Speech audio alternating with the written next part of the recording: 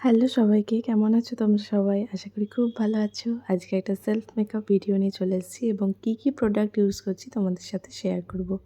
ফার্স্টে রিকর্ডের একটা toner use করে নিয়েছি। এরপর পিএসসির অ্যাকোয়া ব্লাস্ট একটা ময়েশ্চারাইজার ইউজ করে নিচ্ছি। এটা একটা ওয়াটার বেস ময়েশ্চারাইজার।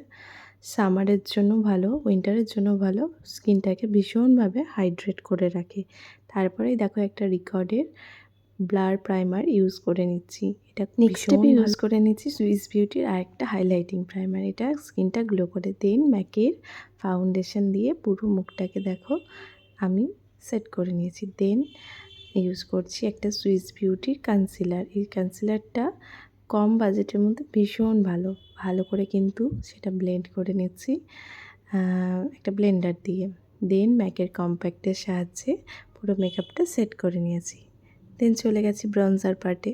এটা কিন্তু মুখের শেপ দিতে খুব ভালো একটা পদ্ধতি।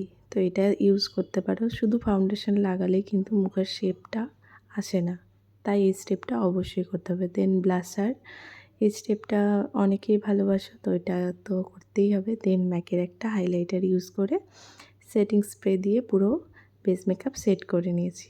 এরপর চলে আসছি আই মেকআপের স্টেপে। আইব্রো প্রোমেট দিয়ে আইব্রো সেট করে কনসিলার লাগিয়ে নিয়েছি। আই মেকআপটা কীভাবে করলাম সেটা দেখার জন্য কিন্তু নেক্সট পার্ট অবশ্যই দেখা হচ্ছে নেক্সট ভিডিওতে। টাটা।